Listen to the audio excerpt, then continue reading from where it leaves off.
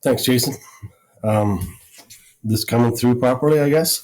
Um, I'm going to talk about more of the geomorphic response to wildfire in British Columbia, but a lot of the things that Eunice just talked about resonate with what we do in the field. So the application of what he's talking about does come down to the practitioner. So I'd like to thank the Pacific Salmon Foundation for the opportunity to speak. It's an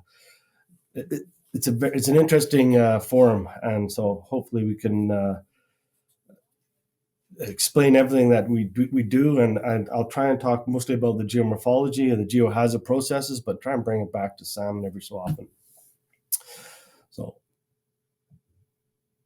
I'm going to start with the history of post-wildfire natural hazards in BC, and it's not extremely long history in my view, but I'll talk a little bit about the burn severity maps and the wildfire effects, focusing on the soil, the hydrology, and the geomorphology things.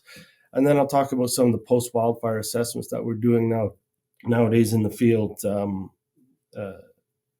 After the fire, we go and usually fly around and then get on the ground and figure out what's going on in the fire.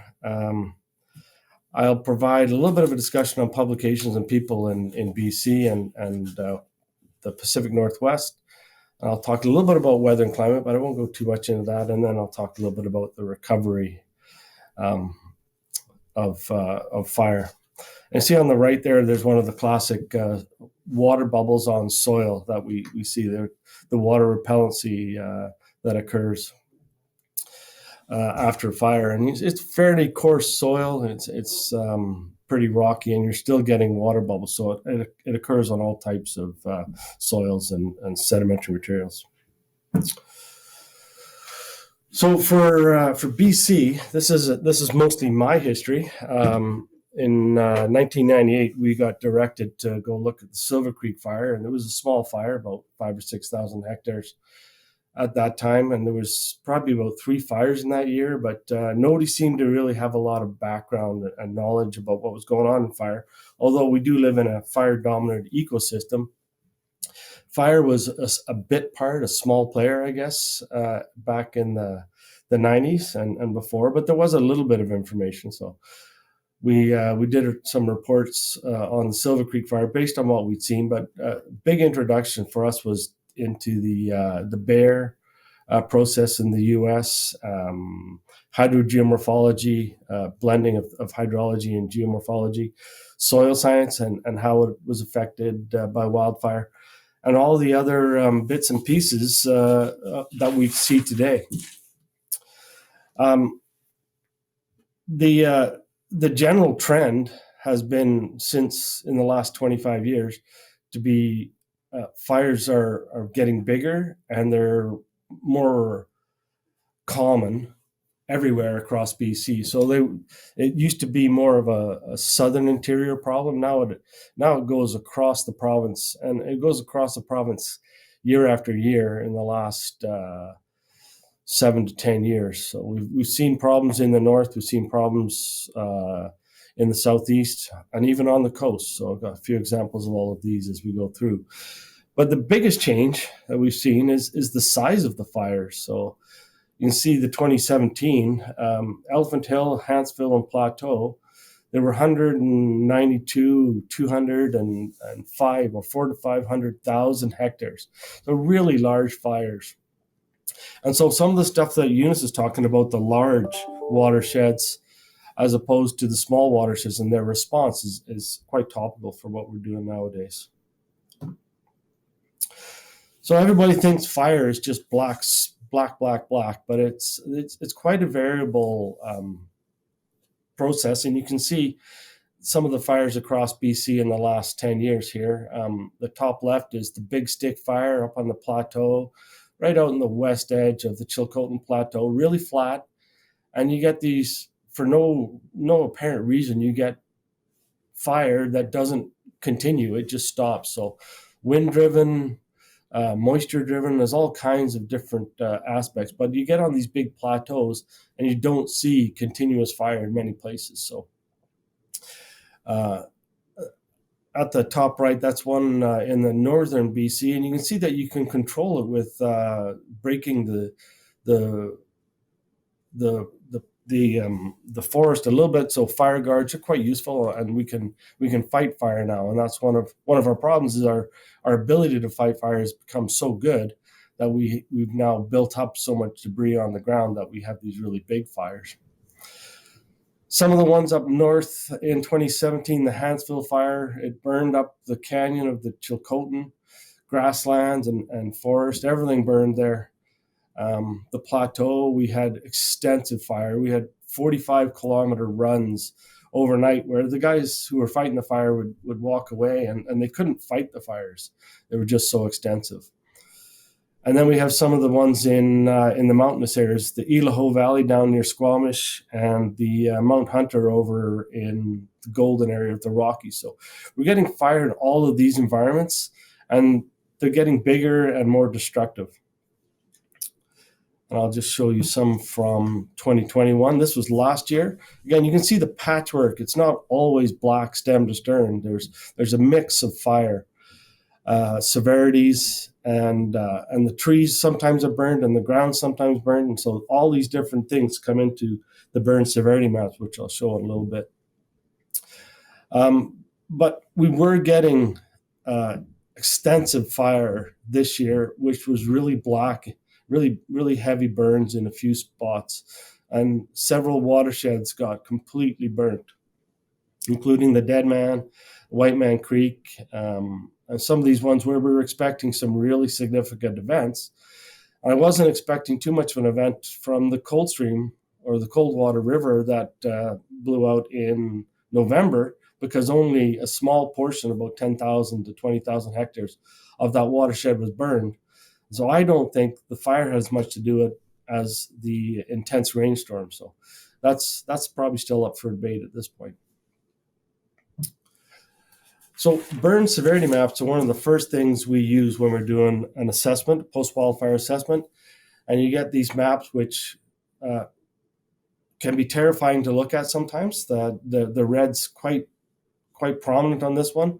The fire started, this is the White Rock Lake fire between Kamloops and Vernon, and it started at the bottom left in the yellows and greens and a bit of speckled red. And it burned for a long time, and eventually it burned all the way over the lake. But you can see there were several runs to the north, and then it would jog a little bit to the east. And it kept on doing that for long periods.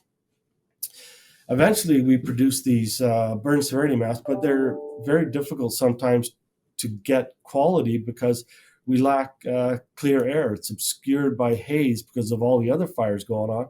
And so we don't get good imagery. And the construction of these is basically two satellite images that are compared. So we need a pre and a post, and we don't have good clear air to get the post fire image. But when we do, we get these maps, and then these are satellite images, and it estimates the change in vegetation cover. And it's really only the vegetation cover we're looking at here. We're not talking about soil burn severity. That's on the ground. We come back and do that later. But we're estimating the change to the vegetation by comparing the spectral indices on a pre-burn and a post-burn. Some people do it in the same year. We prefer to do it a year to year. So if we're getting a September image post-fire, we'd like to do a September image the year before or the year before that, in relatively close time, so you get similar vegetation characteristics. And so you compare the visual difference between the two images, and you get that burn severity map. And those are the basis for the field work that we go and have a look. So we try to go look at those red areas, and we also try to do field testing. So the bottom three photos show some of what we're seeing in the field. You can see the middle one, the grass is burnt, but it didn't burn all the way up the stem of the plant.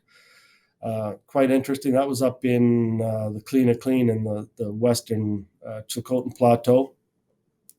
The one on the right is a footprint in ash soil. So the western portion of BC, where we have several ash deposits, volcanic ash, that reacted very differently than other areas. So we get you get what's called a tin roof effect sometimes, where you can step on the ground and there's a dry portion of the soil underneath which doesn't move, and the wet portion sticks to your boots, so you leave these muddy footprints. And again, the top left or the bottom left is a photo of the water bubble. So when we're working in the field, we're looking at the soil that's remaining, and commonly there's very little soil left because it's all been consumed, and those are when you get into the heavy burn severities. So removal of the LFH, the thickness of the remaining soil, the depth of live roots is important because that talks about recovery. The water repellent layer, and I can explain that later if people don't quite understand that. The coarse fragment content sometimes is helpful when you're talking about sediment movement after the fact. And also lots of the woody debris that's left on the ground and needle cover that prevent rain splash and other erosion features. So when we're talking about soil, the LFH, which is the litter and the fibric and the humus layers, they protect the soil. They're porous, they prevent erosion. And in general in BC, in the interior, we have fairly thin LFH, less than 5 millimeter or 5 centimeters is common. 10 in higher elevations, and maybe some thicker stuff in the ICH, which is the cedar hemlock forests of the interior, the wet belts. And then we get into grassland soils, which are extremely thin. And some of these burn at different levels. So the grassland soils might burn black, they might burn very quickly, but they don't burn, they don't have high severity burn after the fact. We don't have deeply burnt soils in many cases. So that what shows up on the burn severity maps is commonly has to be checked in the ground for the soil burn severity. Water repellency is for most of what I understand it to be, is that you get the organic structures burning and they get pushed down into the soil. And you get that layer of waxy organic substances coating particle grains, and they repel the water above it. And so what happens is you get a dry soil at a it's usually between 3 and 5 centimeters into the soil profile, and the upper 3 to 5 centimeters gets wet and below doesn't. So when you get a bigger rainstorm, we get very rapid moisture into the upper soils, and they start to move quite quickly. And we'll see some of that in a minute. So when we're on the ground, you can see the top left is about 20 meters away from the high burn severity on the top right. That's what it looked like before it burned. That's what it looked like after it burned. You can see there was not a lot there. You're down into mineral soil pretty quickly. But when it burned, it reduced that layer to a very thin burn substrate. And you can also look on the bottom ones, you can see high burn severity where there's no needles, there's sometimes all those branches are gone, there's just a spire of a tree, and it consumes all of the ground debris. So this is a high burn severity on the right and a moderate burn severity on the left, where there's, for whatever reason, some trees survive, there's unburned soils, there's unburned patches of trees, and some of the dead material is still alive or unburned on the ground. So the effects are you get more exposed mineral soil, and more precipitation is readily able to reach the soil, or in the case of snowmelt, to get into the soil. The soil has a reduced structure and cohesion, so it's much easier to move. It's no longer bound up by organic material. And because we have much less of it, and it's usually 3 to 5 centimeters thick, we have lower infiltration capacity and lower storage. So it's highly repellent in many cases and very erodible. So we get all kinds of problems with these soils when we get rainstorms. And we don't have to have big rainstorms. We were finding less than 10 millimeter rainstorms in an hour, or 5 millimeter rainstorms in 10 to 15 minutes were causing all kinds of problems. So these are just some photos of the area that we looked at this year. But what the big thing is that we see a lot of, and this is probably where it'll affect salmon most, is these smaller events, but they're everywhere. They're the shallow soils that move down the slope everywhere after a rainstorm. So you can see on the bottom right, you can see a hill slope with all the rills moving sediment. Fairly high burn severity, but lots of movement after, I think it was 18 millimeter rainstorm in the Lytton area this year. The bottom left is more of the sheet flow where we're getting movement, and you can see sediment cross the slope, parallel to the slope ridges. And so you're getting sheet flow moving all kinds of fine debris down the slope. And then it's about the connectivity from the slope to the creek channels. And if you're getting onto a floodplain, it can be a narrow floodplain or it can be a V-shaped valley. Like there's all different types of slopes and connectivity to the channels. But we're getting that sediment-laden water rapidly getting into channels and moving more quickly, flashier, and more overland flow. And it can also be very erosive. You can see on that top right photo, some of those large boulders, that came down in a flow that was on an open slope that really didn't have much of a channel. It was probably a 3 to 5 meter wide channel as it came down that slope, and it was moving boulders up to about 50 centimeters diameter. So it's colluvial activity, but it's mostly fluvial activity on these slopes.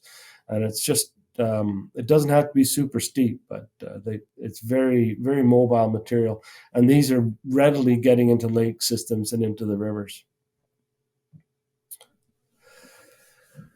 Some stuff that we saw after the 2017 fire in Cache Creek area. There's two different events types that we think about nowadays. We think about the snowmelt freshet floods, and those are they're not entirely predictable, but they take time to develop. You get a heavy snowpack, you get a warming trend for 3 to 5 days with rain perhaps coming, and we got these massive rainstorms coming in and dumping on a ripe snowpack. And we had the events on the right. Up in the watershed, we're just getting breakdown of the channels. And then down into the towns, we're finding that all the culverts are too small, and the vulnerability of all of the existing infrastructure not designed for these changing climates and these changing fire regimes. The second one occurs in the summer, and we get these very short, intense rainstorm events, and we're talking the smallest 10 millimeters, and in the interior of BC, maybe 40 to 50 millimeters is a really, really big event. And they're very flashy. They're instant response. So you can be have nothing happening, and 10 minutes later, you've got a flood washing away vehicles off the roads. So in the upper watershed, you can see this grass channel, and it was confined. There's very little sediment moving in. It's all fine-grained, dirty water. It doesn't have huge velocities on the plateaus, but once you tip it off onto the steep slopes, we started to see much more movement. And so the difference between the hydrology is more of the water movement, and the geomorphology would be more of the coarse grained sediment moving and landslides and everything else that occurs. So when you start doing these post-wildfire geomorphologic, we use the topographic maps, we use superficial geology and bedrock, but one of the things we're using more and more often is LiDAR, and you can see in the top right very clearly the very obvious bedrock controlled, moderately steep uplands with some steep face units. And you can just tell that something's going to happen with all that concentration of water and where it's going to be a problem. And commonly, we're looking for alluvial fans at the bottom of slopes. I also do longitudinal profiles. So the bottom left is just one of the creeks we did this year, and you break it into reaches and try and understand what's going to happen geomorphically with the slopes of the channel. Are they steep enough to generate sediment? Is it steep enough to continue moving a debris flow or a debris flood? Debris floods generally just move as water, but debris flows need to have some slope gradient to move. And we also look at the things at the bottom of the slope. In this case, there was Trans-Canada Highway and the CN rail tracks. So try and put all these things together as the elements at risk. And then we get into the geomorphology, the hydrogeomorphic processes, which start with floods and move all the way up to debris flows, landslides, and rockfalls. And it's all about the location of houses. And we generally build where we shouldn't. And we continue to do that. And we don't seem to be able to learn to stop doing that. The photos are a sequence from the upper watershed at Seton Portage down to the village, and you can see where the people are living. And there's a huge alluvial fan, about 2 kilometers long. And in 2009, there was a fire in the upper watershed, which started to move sediment. You can see in the upper right photo, you can see a trace of sediment coming down through the trees. And then you can see the large movement of sediment 3 to 5 years later, and it's coming all the way down and getting amongst the houses. So I think we've moved these people out of this location. And that's probably going to occur more and more commonly. We have to expropriate land and provide safe building sites for folks.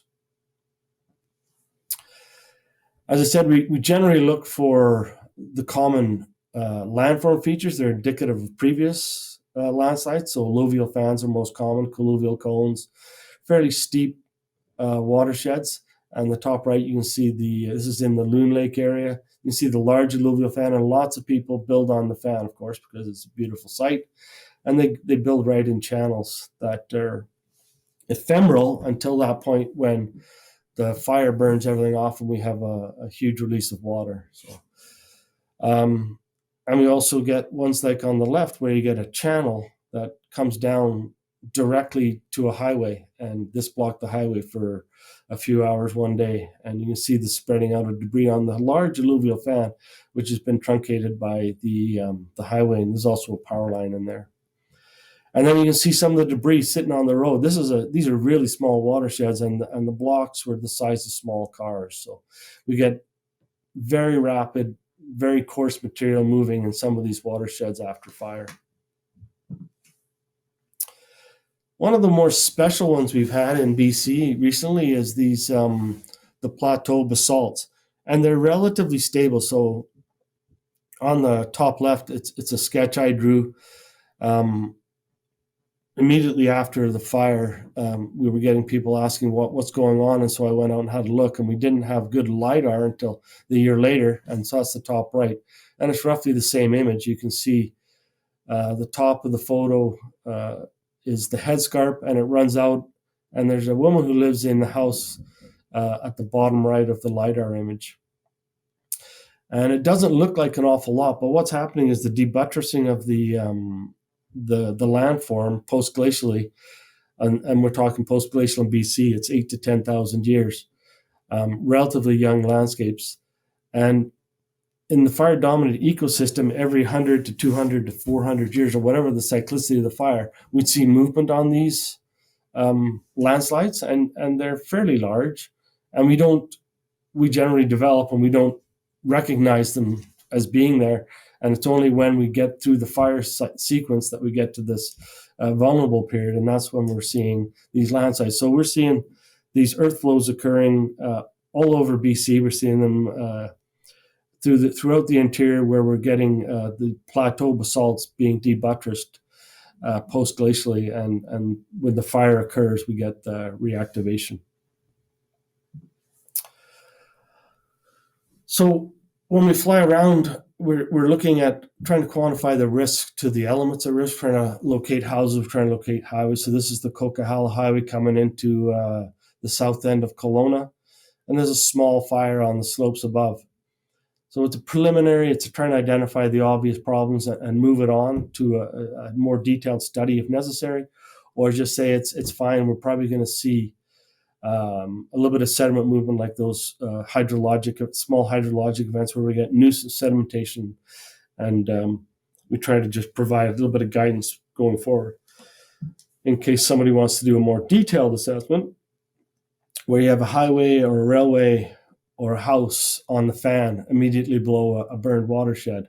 So in this case, on the right, it's down near Lytton, and you can see this fairly extensive landslide up above the white area, and it leads down about 2 kilometers to the highway, and we could trace sediment all the way down to the highway, and nobody even knew it was there. There wasn't even a culvert on the highway. So these are unrecognized until the fire events expose their vulnerability. But the detailed work elaborates on what we've done in the reconnaissance and identifies the need for risk mitigation and provides some idea of mitigation measures. Some of the history, some of the work we've done over the last 20 years in BC is a lot of it's built on the bear work.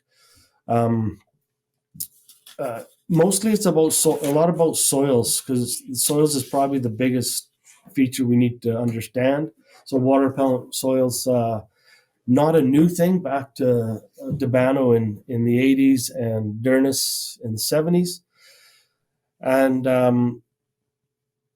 currently the ministry, the BC ministries have put out a couple of reports. There's a couple of land management handbooks. If anybody needs them, there's the references there. And in the USDA, there's a bunch of guys working on the post-wildfire stuff, Pete Robichaud and Bill Elliott. And then in the USGS, Sue Cannon and Joe Gartner and all these other people are really doing a lot of good work on the landslides. And in BC and in Canada, there's still a lot of people doing work. Mike Stone and Monica Melko are doing water quality work across the country. Fort McMurray and Aldous Sillins had a huge project down in Crow's Nest Pass. Really interesting stuff there. We're seeing movement of sediment, ash sediment, 10 kilometers below the fire into lake systems. So we're getting a lot of those bigger effects, and we're seeing major changes in the systems. So we're also, there's folks are doing sediment genesis. They're tracing sediments. Phil Owens is doing some of that, and some of those crew. And there's also Peter Jordan and Tom Millard and some of the guys within the Ministry of Forests who've done some interesting work over the last 20 years. Briefly talk about weather and climate. I've got about 3 minutes left. The snowmelt freshets, their watershed scale, we get some guidance from the Snow Basin Index. We get the watershed, the River Forecast Center gives some guidance. So we have an understanding of the snowmelt accumulation. We have an understanding of what's going on in terms of melt. But it's the coordination of the climate factors when we get those problem areas. So this was April 1st, 2018. You wouldn't expect an awful lot of problems except in those very dark blue areas. But in general, it was a moist spring in 2018, and we had a few problems after the fires. The second type, as we talked about earlier, was the intense rainstorm. So high intensity rain in BC, in the interior, 10 millimeters per hour, that's just a sprinkle on the coast, and 20 millimeters per day would be an interesting rainstorm, especially on top of a fire. But the thunderstorms are not entirely predictable where they're going to occur, not like you can see a watershed flood building over the term. And then we have some of the long-term rainfall effects, so those less common, but they do occur. So this is some of the work that was done on the Bonaparte River. You can see the floods that were occurring. The Bonaparte got burned in 2017 and 2018. We started to see these responses, and you can see the top left and top right. You can see the movement forward from one year to the next. So 2017 on the left to 2018, you can see the movement forward and a little bit peakier, establishing the high for the 2018 event in the spring. Not always the biggest event in a river system. As you can see, there's bigger peaks, but a long duration high flow period in the Bonaparte River that year. And then I'll talk a little bit about recovery. Eunice was talking 20 to 80 years. The picture on the top right is probably 20 years. The picture on the bottom right is probably 20 years since the Greenstone fire. So we don't get really quick recovery. Rocky ground doesn't recover well. Lack of surface soil because it's all been burned off, and we don't replant. But the biggest thing is soil regeneration. It takes forever to recover the soil. We don't we don't regrow soil as fast as we can regrow trees. So that takes even longer. And we already started off with a fairly thin LFH in the interior. So lots of problems with regeneration and recovery and the longevity of these events after fire. And that's all I have. Thank you.